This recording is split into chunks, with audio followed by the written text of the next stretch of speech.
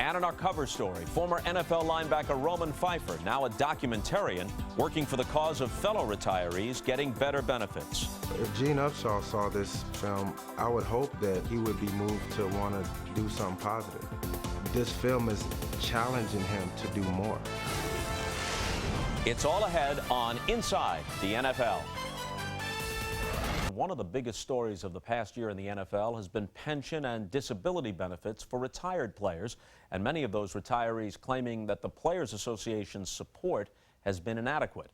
NFLPA Executive Director Gene Upshaw and Commissioner Roger Goodell have outlined several steps the two sides are taking to address concerns, but still, the outcry remains strong. Last week, Chiefs lineman Kyle Turley challenged active NFL players to follow his lead in donating a game check to a fund for retired players. And in this week's cover story, we look at another effort to help NFL retirees. I want to start seeing guys who go through the process and come out and say the NFL Players Association treated me fairly. I had a good experience with that, because I haven't met that guy yet. They would be very, very disappointed in what you're doing. This stuff's got to stop. Over a dozen former NFL stars are the headliners of an upcoming documentary that passionately and aggressively takes on the NFL Players Association and its director, Gene Upshaw, over the issues of pension and disability benefits for retired NFL players. But blood equity isn't the work of a well-known filmmaker or documentarian. I would describe myself as a retired football player that's, making a film. People need to hear about issues like disability, issues like pension, to know what guys really go through outside of football. Roman Phifer was a hyperkinetic linebacker for 15 seasons in the NFL. Drafted by the Rams in 1991, he was a leader everywhere he played, including New England, where he helped the Patriots win 3 Super Bowls. What a hit by Roman Phifer. I wasn't a superstar, wasn't a big name, but I was a solid player and I had the respect of my peers. When he retired in 2006 at age 38, Phifer was healthy and financially secure. His plan was to spend time with his wife and kids and pursue a real estate career in the Los Angeles area. So how did he end up creating a documentary on the plight of retired NFL players? It all started this past February, when an old Rams teammate suggested Phifer attend a local retired players meeting. I'm thinking that's for older guys. And I was like, what do they do? He's like, I don't know, I've never been to one. I walked in this meeting, and man, I was blown away. What blew Phifer away were the stories of retirees from the 60s, 70s, and 80s. Men who were now going through knee and hip replacements, complicated surgeries, sometimes even dementia. But Phifer was truly surprised by the complaints he heard from retired players, many of whom felt that the NFLPA refused to help them get higher pensions and more long-term disability benefits. One player's voice stood out. He said, you know what, we can't just sit back and wait on the NFLPA. We have to step up if we want things to change. And I thought, I'm a guy who's benefited. I should do something to try to give back. But what? Some retired players had gone public with their complaints. Others even went to Congress. Phifer wanted to do something different. During workouts, he brainstormed with his friend and trainer, Rico McClinton. We talked about it, and you said, hey, man, let's do something, man, let's try to make some difference for these guys. First, we visualized, let's do a reality TV segment. Reality TV's big. And then I thought, there's no films on retired NFL players. That's where the idea of this documentary came about, as a way to put a collaboration of stories together and, maybe make a platform that could have more of an impact. We said, let's just go for it. We never made a film before, none of us. I didn't have any idea where to start.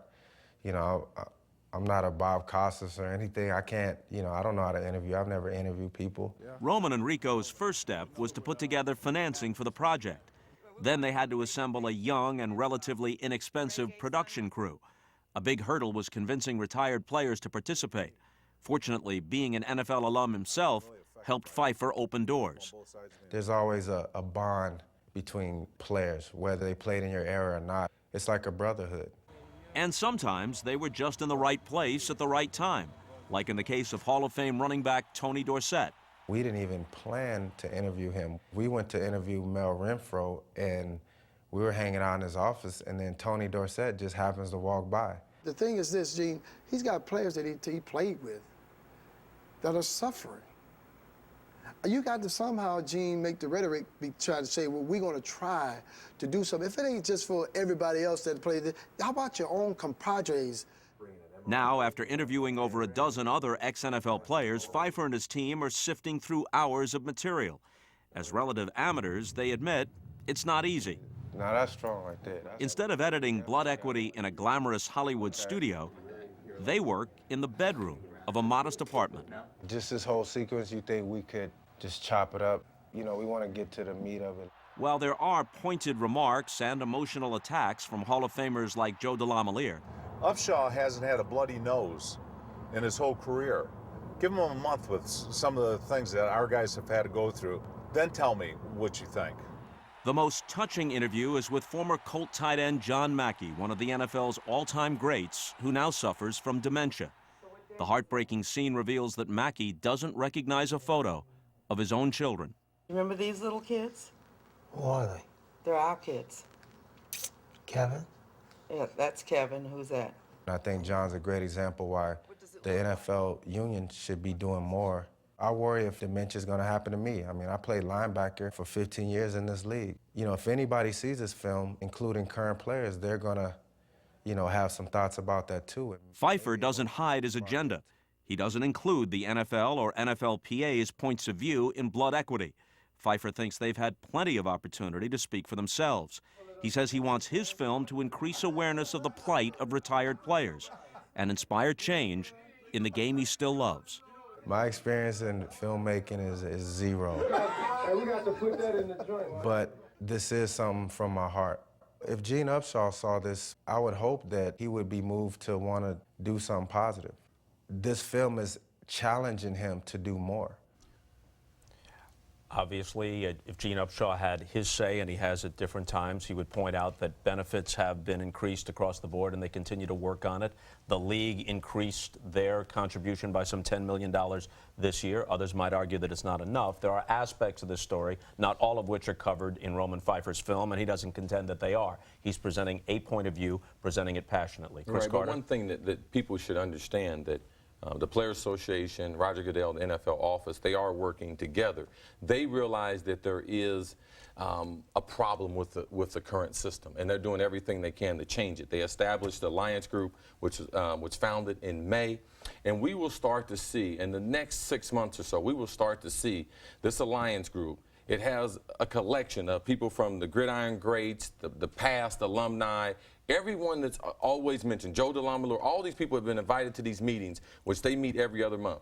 They have partnered with 16 hospitals around the United States, so it allows former players to get replacements, knees, hips, and shoulders, all replaced at no cost. So their overall health of the players is the first thing that they're addressing, and they're trying to get this done, and we shall start to see success stories in the next 6 months. Here's the one thing that you could say, regardless of where you point the finger of blame, regardless of what you think the particular solutions and approaches should be, any fair-minded person can't possibly sit there and say, this is right. Guys who literally gave their bodies, their hearts and soul to the game, a brutal and dangerous game, no matter how great a game it is, you can't leave them in these circumstances. And that's absolutely right. And what Roman Phifer is doing is great because it's bringing awareness to the situation. And maybe it's not perfect right now, but someday it's got to be, because there is no excuse in the world that older players that have had these problems and are hurting in so many ways should not be taken care of. And over time, I'm sure it'll happen, but it will.